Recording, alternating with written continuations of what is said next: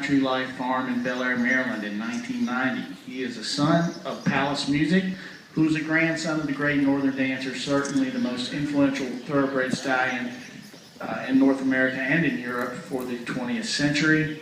He is out of the mare Solar Slew, who is a daughter of the great Seattle Slew.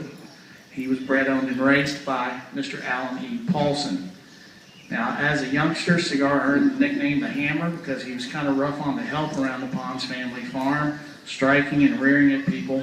But like most horses, he was also very accident prone, and he got in some real trouble when he ran through a fence one day and impaled a board right through if you can look at his chest, his right side of his chest. That took 32 stitches to close that up. That kept him from racing until February of his 3-year-old season. And because of that, he was not able to earn enough money to go to the Kentucky Derby. And, honestly, he was bred to be a turf horse, so he probably wouldn't have gone there anyway. That wasn't in the cards, really, for Cigar. But as a 3-year-old, he started 9 times for trainer Alec Hassinger out on the West Coast, and he won only twice. So Mr. Paulson decided to make a switch, sent him to New York to be with Bill Mott. Mr. Mott ran him 4 times on the turf, and he did not win again. So he decided it was time to switch things up, and this time he started him on the dirt course. That first race you saw on the montage, October the 28th of 1994, was the first win of a 16-victory streak. He did not lose again until August of 96.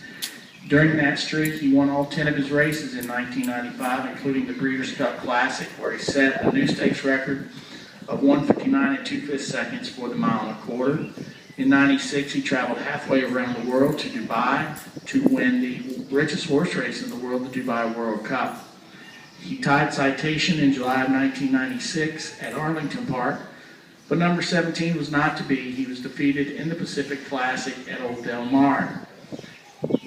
In 33 lifetime starts, he won 19 times and retired with earnings of $9,999,815, $185 shy of $10 million. I'm sure I would have had to run him once more. I don't think I could have taken, not just being that close.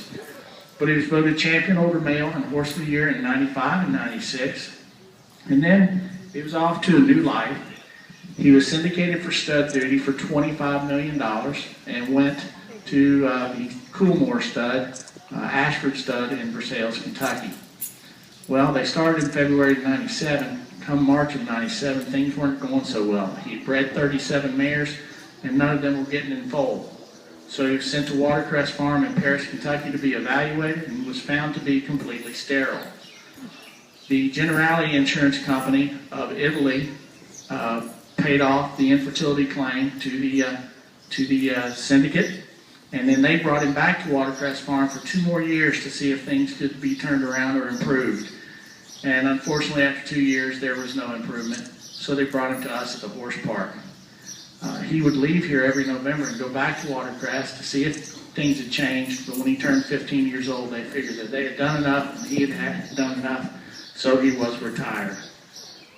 Since he came here, he was voted the horse of the decade for the 90s and the 18th greatest racehorse of the 20th century, and was inducted into Thoroughbred Racing's Hall of Fame in 2002. He's now 23 years old, stands 16.3 hands tall. He knows this is the 3rd show and he gets to go out and eat, so this is why he always acts like this in the 3rd show. But this is the world's horse, Cigar.